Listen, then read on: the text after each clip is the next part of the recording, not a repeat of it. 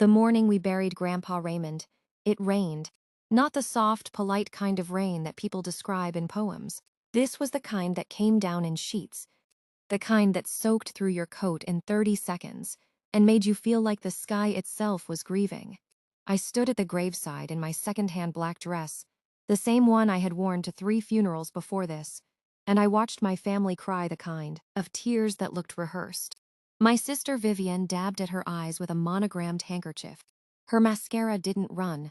It never did. She had probably tested it in the mirror the night before, making sure she could perform grief without looking messy about it.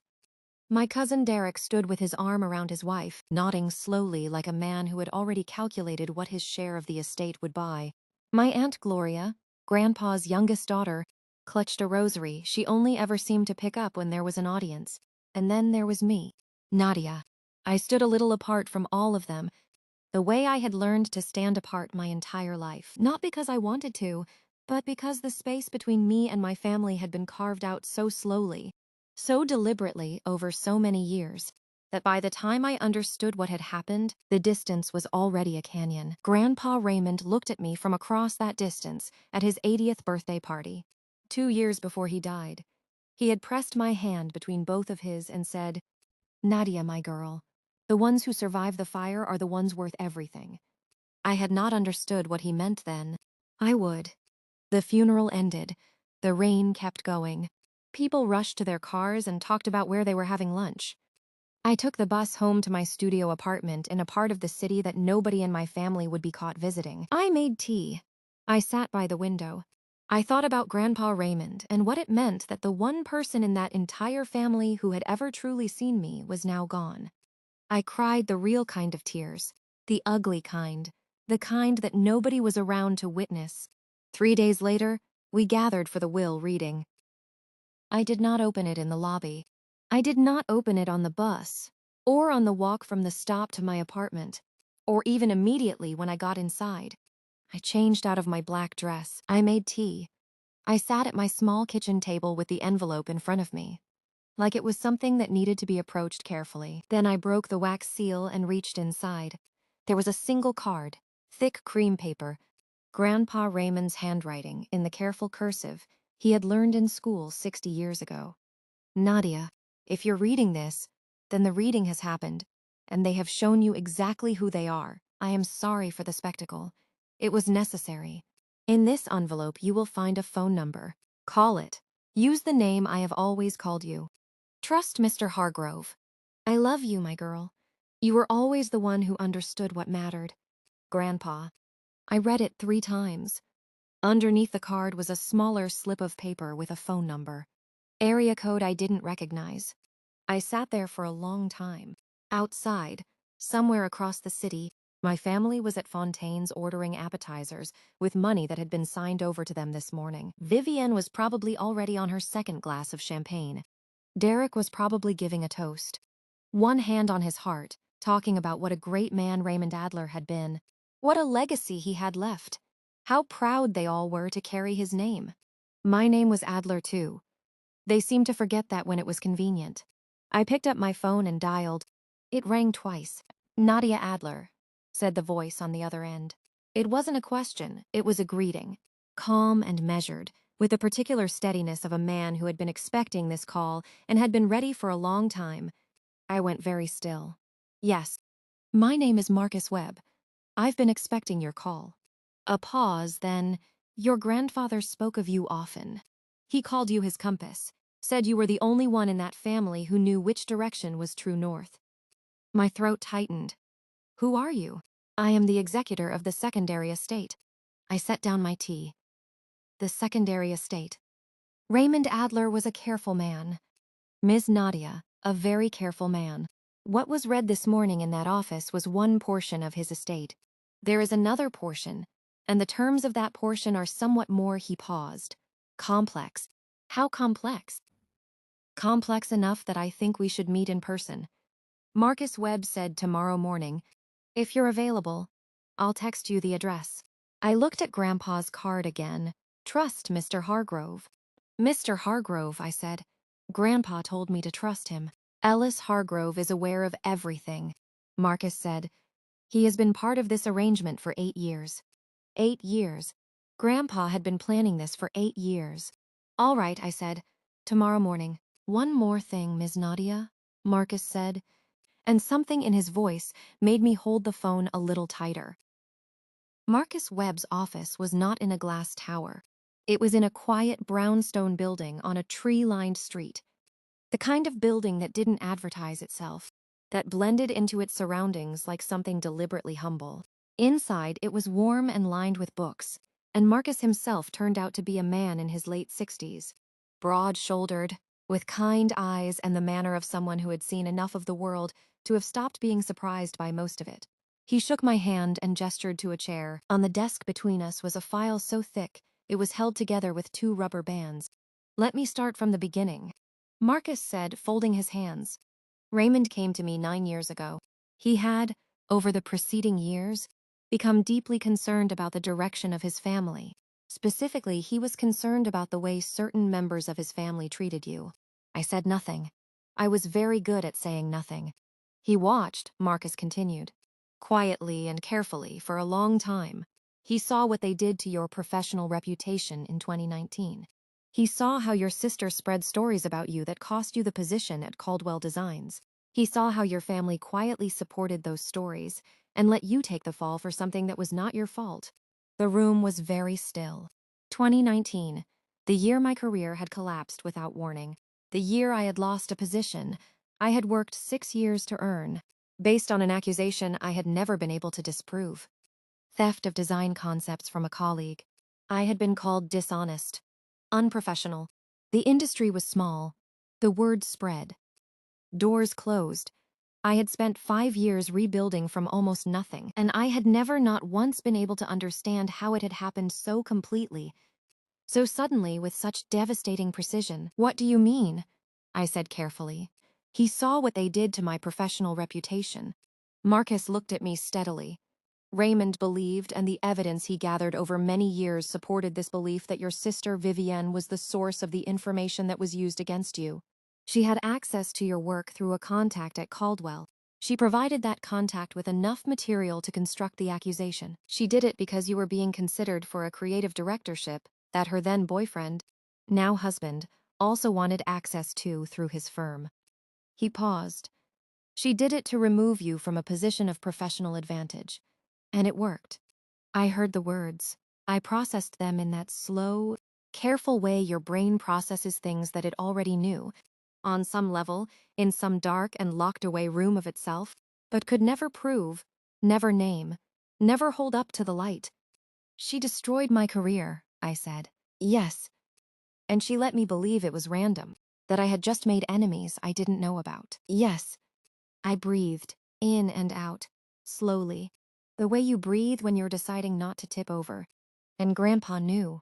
He found out 4 years ago. Marcus said he was devastated. He had already written his first will by then, which distributed the estate more or less evenly.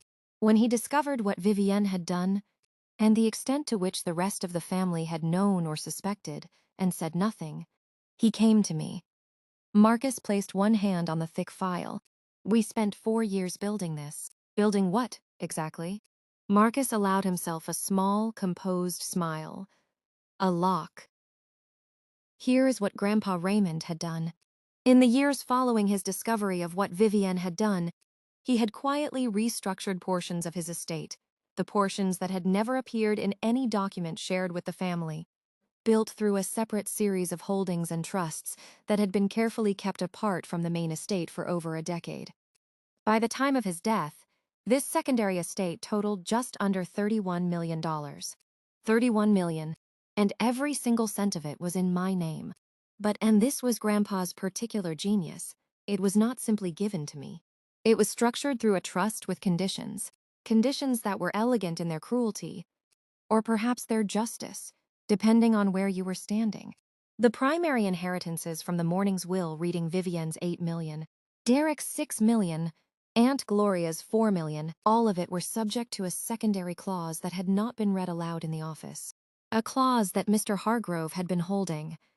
That clause stated, All disbursements from the primary estate are contingent upon the written approval of Nadia Marie Adler, to be granted or withheld at her sole discretion within 60 days of the initial reading. Every cent my family had been celebrating every toast at Fontaine's, every champagne glass, every phone call to real estate agents that had probably already been made was frozen. They didn't know yet, but they would. Your grandfather, Marcus said, watching my face carefully, left one additional item. He opened a drawer and placed a small digital recorder on the desk. A recording, he said, made by your grandfather, in this office, 3 years ago. He wanted you to hear it before you made any decisions. I looked at the recorder. He also, Marcus added, left instructions that this recording was to be played for the full family, in the presence of Mr. Hargrove, at a meeting to be called within 30 days of the initial reading. The timing of that meeting and the conditions of that meeting are entirely at your discretion. I picked up the recorder. Take it home, Marcus said gently. Listen to it when you're ready. And then, Ms. Nadia, decide what you want to do. I listened to the recording that night, alone in my studio apartment with the lights low and the city humming quietly outside my window. I pressed play. And Grandpa Raymond's voice came out of that little speaker like he was sitting right across from me. That voice warm and rough at the edges. The voice that had read me stories when I was 5 years old, that had called me his compass, that had laughed loud enough to fill any room. Nadia, my girl, if you're hearing this, then you know everything now. And I am sorry. I am so sorry that I didn't act sooner. I am sorry that I watched them treat you as less than you were, and told myself it wasn't my place to interfere in the lives of grown adults, and let that comfort me instead of doing what was right. I pressed my knuckles to my mouth. The truth is, I was a coward for a long time. I loved my family, and I did not want to see what was in front of me. But love cannot be an excuse for blindness. Not forever. He paused. I could hear him breathe on the recording. I know what your sister did to you in 2019. I know what it cost you. I know that you rebuilt from nothing, not because anyone helped you, but because you are made of something harder and finer than any of them ever understood. I watched you do it alone, and it was one of the most remarkable things I have ever seen. My eyes were burning. I didn't let them spill. I am leaving you what I should have given you long ago. Not just money, the truth, and the choice. Another pause. The choice is yours, Nadia. Completely. I have not made it for you. I have only made it possible for you to make it. If you choose to approve their inheritances, all of them, any of them, that is your right. And I will not think less of you from wherever I am. Forgiveness is a gift, and some people give it freely, and that is beautiful. His voice dropped a little. But if you choose otherwise, if you decide that what was done to you has a cost, and that cost is theirs to pay, I want you to know that I am standing behind you. Every step. I stopped the recording. I sat in the silence for a long time. Then I picked up my phone and called Mr. Hargrove. Set the meeting, I said. 2 weeks from today. In those 2 weeks, I gathered information. I had not survived what I had survived without becoming good at gathering information. The sister who had smiled at the will reading, the cousins who had laughed, the aunt with her rosary, I watched them through the lens of everything I now knew, and what I saw confirmed what the rational part of me had always half understood. They were not grieving. They were celebrating. Vivienne had already put a deposit on a penthouse apartment. I knew because her best friend posted a photo of them toasting with the caption, "To New Beginnings." Derek had taken his family to a resort in the Caribbean because his daughter posted a sunset photo with the caption, "Grandpa's Last Gift." As if a man's entire life's work was simply a vacation fund. Aunt Gloria had called 3 times, not to check on me, to ask, in increasingly circular ways, whether I had heard anything further from the estate lawyers. Each time I told her no, not yet, and she would pause in that way that told me she was looking for cracks in my answer and couldn't find any. Vivienne called once, on a Wednesday evening, her voice bright and airy in the way it got when she wanted something. "Nadia, I've been thinking about you. How are you holding up?" "I'm fine," I said. "Thank you for asking. I just wanted to check in. You seemed a little quiet at the reading. I know it must have been hard. Grandpa was so important to you." Pause. She was waiting for me to bring up the envelope. I didn't. "He was," I agreed. And to all of us. Of course, of course. Another pause. Was the envelope anything interesting? You didn't mention it. Just a personal letter, I said. You know how he was. Sentimental. I used her own word back at her. She was quiet for exactly 1 second. Right, of course. Well, we should have lunch soon. Catch up. Absolutely, I said. I'll be in touch. I hung up. I put my phone on the table and I felt something settle in me, slow and certain. The way the foundation of a building settles, not weak, but finding its level. Finding the ground. Grandpa had called me his compass. He was right that I knew which direction was north. The day of the meeting arrived gray and sharp, the kind of autumn morning that had no patience for softness. Mr. Hargrove's office had been rearranged. The leather chairs were set in a wider arrangement, a circle rather than rows, because there would be more people today. I arrived first and sat in the chair that faced the door. I wanted to see their faces when they walked in. They had been told only that there was a secondary matter pertaining to the estate that required their presence. The letters had come from Mr. Hargrove's office on official letterhead. None of them had any reason to suspect what they were walking into. Vivienne arrived first, because she always needed to be first at everything. She wore a structured camel coat and carried a bag that cost $4,000. She stopped when she saw me. Nadia. A brief recalibration behind her eyes. I didn't know you'd be here. Mr. Hargrove invited me, I said pleasantly. Sit anywhere. She chose the chair directly across from me and crossed her legs and looked at her phone, which was what Vivienne did when she wanted to appear unbothered. Derek arrived with Pamela. He nodded at me in the distracted way of someone who didn't consider you worth full attention. Pamela gave me a tight smile. They sat together. Their shoulders were touching, a united front. Aunt Gloria arrived last, still clutching her rosary, still performing concern. What is this about? She asked, directing the question at Mr. Hargrove's assistant rather than at me, which was also characteristic. Please, I said, and let the word sit there by itself, just long enough to make her look at me. Have a seat. She looked at me. Something in my tone made her blink. She sat. Mr. Hargrove entered. Beside him was Marcus Webb, and between them they carried the file. The room sharpened. Thank you for coming, Mr. Hargrove said, settling at the head of the arrangement. There is a secondary component to Raymond Adler's estate that was not addressed at the initial reading. This is by design. Raymond was very specific about the sequence of events. He folded his hands. I'll begin. I watched their faces as Mr. Hargrove laid it out. The secondary estate, the $31 million, the contingency clause. I watched the moment each of them understood. Vivienne went very still first, that particular stillness of a woman whose composure is the only thing standing between her and something she cannot afford to show. Her jaw tightened, her fingers, on her $4,000 bag, pressed. Derek said, wait. And then he said it again, as if saying it twice would make the information rearrange itself into something less catastrophic. Wait, what do you mean? Contingent on her approval. Exactly what I said, Mr. Hargrove replied, and his voice had the patience of someone who had been looking forward to this moment for several years. That's you can't. Is that legal? Derek turned to Pamela, who had gone slightly pale. Then he turned to Mr. Hargrove. Is that actually legal? Entirely, Mr. Hargrove said. Your grandfather had excellent lawyers. Aunt Gloria's rosary was working overtime. So our money is frozen, Marcus Webb said, calm as still water, pending Ms. Nadia's approval. 3 heads turned toward me. Vivienne's expression was the most complex. There was fury in it, stripped raw in that first unguarded second.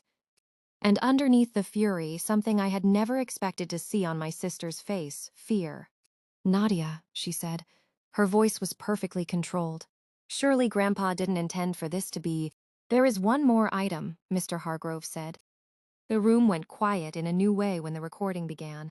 The first few seconds of silence on the tape, just Grandpa's breathing. The slight creak of a chair, and already I could see my family bracing themselves without knowing why. Then his voice. Hello, if you are hearing this recording, it means the estate has been read, and my family has gathered. I have some things to say. I will try to say them plainly, Because I am old enough to know that complicated words are often how people avoid the truth. Vivienne's eyes cut to me. I looked at the recorder. I know what you did, Vivienne. The room went absolutely motionless. I know what you did to Nadia in 2019. I know that you contacted Richard Mays at Caldwell Designs and provided him with materials you had obtained from Nadia's personal portfolio. Materials that were then used to construct an accusation of intellectual theft against her. I know you did this because she was being considered for a position that would have elevated her above you in the professional world. And you could not tolerate that. I know you did this deliberately and without remorse. And I know that when it worked, when her career collapsed, and she came home and cried in a way I had not seen since she was a child, you said nothing. Vivienne made a sound. It was very small. She pressed her fingers to her mouth. I also know Grandpa's voice continued, and there was grief in it now. Real grief, the kind that had lived in him for years, that others in this family knew, or suspected, and said nothing. You let my granddaughter rebuild her life from nothing. You watched her struggle for 5 years. And when we gathered for family events, you smiled at her across the table and asked how she was doing, and then you came home and slept well. The silence in the room was almost physical. I do not have the words for what that is. I have looked for them. I cannot find them. A long pause. Nadia, my compass, the decision is yours. I only ask one thing. Whatever you decide, make sure it is truly what you choose, and not what you think you should choose. You have spent enough of your life doing what others wanted. This is yours. Take it.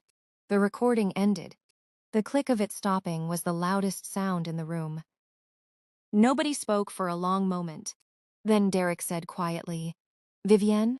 Vivienne said nothing. She was looking at the recorder like it was something she wanted to physically destroy. Vivienne. Derek's voice was harder now, because Derek was a man who calculated risk in real time, and he was calculating now. Is it true? Vivienne's jaw moved. It's more complicated than, is it true? Pamela said, and she had gone from pale to something else entirely, because Pamela had always been polite to me in the strained way of someone following a social script, but she was also a woman who had worked for her own money, and she understood what it meant to have something stolen. Vivienne stood up. This is an ambush, she said. Her voice had finally cracked open, and what came out was hot and uneven, nothing like her usual precision. This entire thing is an ambush. Grandpa was old, and he was angry about something he misunderstood, and he built a weapon out of it and aimed it at this family. He aimed it at you, I said. My voice surprised her. I think it surprised her because it was so quiet. She had probably expected something theatrical from me, something she could dismiss. The quiet was harder for her to work with. She turned to face me fully. You, she said, and there was something vicious and old in it, something that had been in her longer than 2019, longer than Caldwell Designs, something that had started when we were girls, and she had decided, for whatever reason children decide these things, that I was something to be managed rather than loved. You have always needed to be the tragic one, the one Grandpa favored, the one everyone was supposed to feel sorry for. I never asked anyone to feel sorry for me, I said. No, you just made sure everyone knew you were suffering. Every struggle, every setback, you wore it like jewelry. Vivienne, even Aunt Gloria sounded shocked. The truth, Vivienne said, turning her fury on the room now, spreading it thin enough to share, is that Nadia has always gotten sympathy she didn't earn, and I worked every day for what I have. And yes, I made a decision in 2019 that I am not proud of, but it was one decision, and she landed on her feet. She always lands on her feet. She almost lost everything, Marcus Webb said from his corner, and his voice had the particular quality of someone who was not going to be talked over. She lost 5 years of her career. She lived below the poverty line for 18 months. She rebuilt from a position that you deliberately engineered, and she did it alone. The room went quiet again. She landed on her feet, Vivienne repeated, but the phrase had gone hollow, because I had no other option. I said, because I had no family to fall back on. Because every door I knocked on in my industry had been quietly closed by what you did. Because I spent 5 years not knowing why. Not knowing who, not understanding how something that deliberate could come from nowhere. I paused. Now I know. Vivienne looked at me across the room. For one moment, just one, I saw something that might have been real. Something underneath the coat and the bag and the years of careful management. Something that could almost have been a 22-year-old girl who had made a decision she couldn't take back and had spent years building a life on top of it, hoping the foundation would hold. But she didn't say sorry. She pulled her coat tighter. "What are you going to do?" she asked. They came to me individually, because that is what people do when they cannot face something collectively. The united front dissolved within days. Derek called first. He was the most straightforward about it, which was, in its own way, the most honest. "I need to know where things stand," he said with the approval. "I haven't decided yet." "I understand. I have plans, investments that are already in motion. I need to know the timeline." "I have 60 days," I said. A pause. "Right? Right, of course. I just want to say what Vivienne did. That was between you and her. My family had nothing to do with it. Your wife whispered that I probably owed Grandpa money." I said, "At the will reading, I heard it." Silence. "Derek, you knew the industry stories. You were in finance. Your contacts overlapped with Caldwell. You never once picked up the phone and said anything to me. I didn't know it was Vivienne. Did you suspect?" The silence lasted too long to be a no. "I'll be in touch," I said, and I hung up. Pamela called separately 2 days later, which was interesting.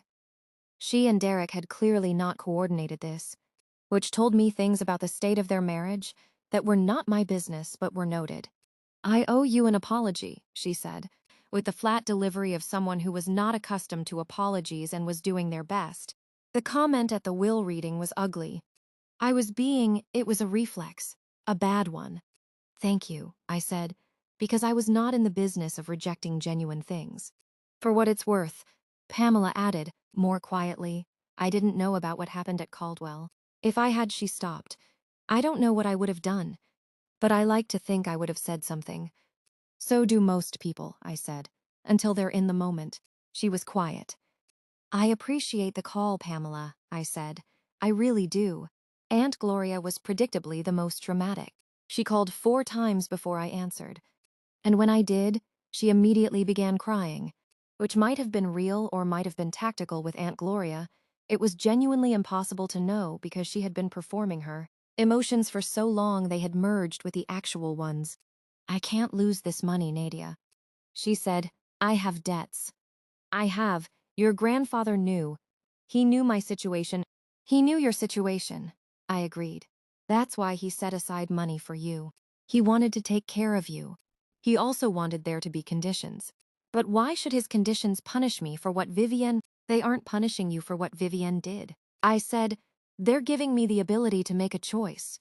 Those are different things." "What's the difference from where I'm standing?" "The difference," I said, "is that from where you're standing, you might want to think about what you did and did not say over the past 5 years. And whether those silences had a price." She cried harder. I held the phone away from my ear and looked out the window. And then there was Vivienne. Vivienne did not call. Vivienne appeared at my door on a Thursday evening, unannounced, which was either boldness or desperation. She was dressed down by her standards, no camel coat, just a dark sweater and jeans, which told me she was trying to signal something. Humility, perhaps? Or humanity? I opened the door. She looked at my apartment. It was small and clean and honest. Bookshelves on every wall. A little kitchen. A table by the window where I worked. She had never been here before. She took it in with an expression I couldn't fully name. Not contempt, not pity, something else. "Can I come in?" she asked. I stepped back. She came in. I did not offer to take her coat. She sat at my table.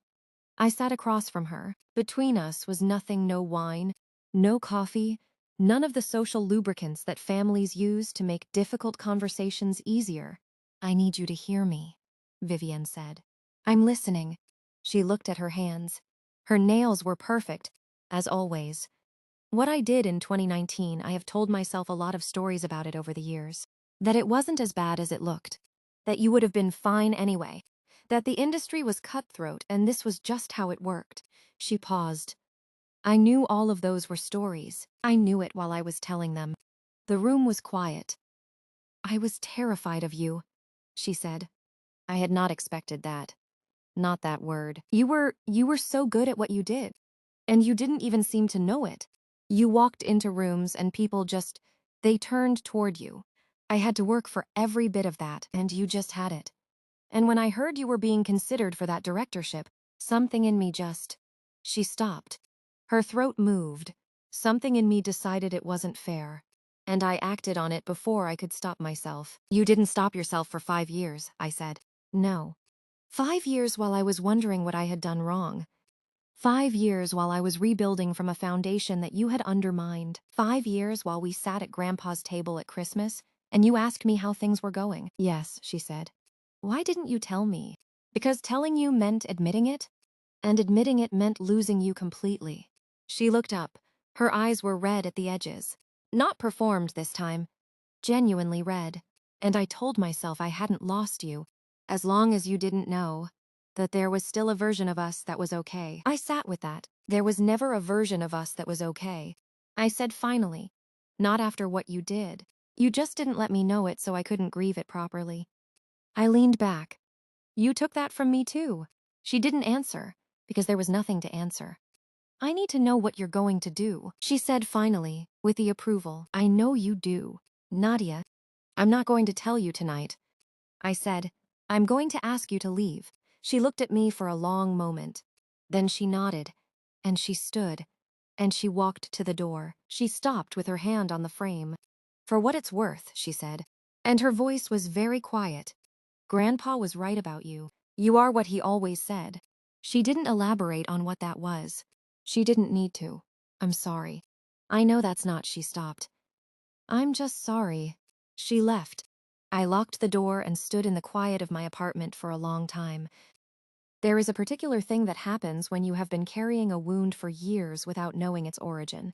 When you finally understand the source, the wound does not simply close. It does something more complicated. It opens in a way further because now you can see the full shape of it, the full depth of it, and grief can finally go to the places it was never allowed to go. I grieved in those weeks more thoroughly than I had grieved in years. I grieved the career I had built and the way it had been dismantled. I grieved the confidence that had taken me years to rebuild, the professional relationships I had lost, the apartment I had given up, the version of my life that had existed before 2019, and the version I'd had to construct in its place. I grieved the sister I had perhaps never truly had, and I grieved Grandpa Raymond, who had carried this knowledge for 4 years, who had watched me at Christmas tables and called me on my birthday and cheered every small professional victory I reported to him, knowing what he knew, building what he was building, loving me in the most patient and deliberate way he knew how. He could not undo what Vivian had done. No amount of money could undo it. But he could give me something that 5 years of rebuilding had not given me, the truth, and the power to decide what happened next. I spent a week thinking about what I actually wanted, not what I was supposed to want. Not what would make me look gracious, or bitter, or strong, or forgiving. What I actually genuinely wanted. And I surprised myself. I called Marcus Webb on day 53. I've made my decision, I said. I'm listening, he said. I'm going to approve the inheritances, I said. All of them. A pause. All of them. With conditions, I added. My own conditions, not Grandpa's, mine. He anticipated this possibility, Marcus said, and I could hear something warm in his voice. He left you full authority to structure it as you see fit. Good. I had a piece of paper in front of me. I had written it out by hand, the way Grandpa had written his letter. Here's what I want. The conditions were these. From Vivienne's inheritance, a formal written acknowledgement of what she had done in 2019, documented and held by Mr. Hargrove. Not public, not designed to destroy her, just real, just existing somewhere in the world as the truth, witnessed and recorded, so that it was no longer only mine to carry, and a meeting just the two of us with a mediator. One meeting, to say the things that had never been said. After that, whatever happened to the relationship was up to both of us.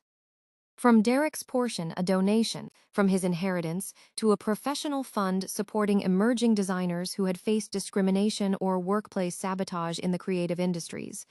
His choice of how much, within a specified range, not punitive, just a redirecting of something. From Aunt Gloria, nothing material. Only a phone call to me once, without any agenda. Just a real conversation. That was all I asked of her. These were not grand gestures of vengeance. I knew that would disappoint some people. Hearing this story, they would have wanted me to lock the money, let the account sit frozen, watch my family scramble. And I understand that. I understand the appeal of a clean and final reckoning. But that was not what I wanted. What I wanted was truth. What I wanted was acknowledgement. What I wanted was to stop carrying something alone. The money, the 31 million in the secondary trust that was mine, fully and without condition. Grandpa had made sure of that. I would not be reckless with it. I would not perform gratitude or guilt or magnanimity. I would simply use it the way I had always used everything, carefully, deliberately, to build something real. I called Mr. Hargrove and told him to proceed. The acknowledgement from Vivienne arrived in writing 11 days later. It was 4 pages. It was not a legal document. It was a letter, handwritten in her own script, with corrections and crossed out words and places where the pen had pressed harder than usual. It was, in other words, something that cost her, something real. I read it once. I folded it carefully. I put it in the same cream envelope that had held Grandpa's card. I did not forgive her that day. Forgiveness is not a switch.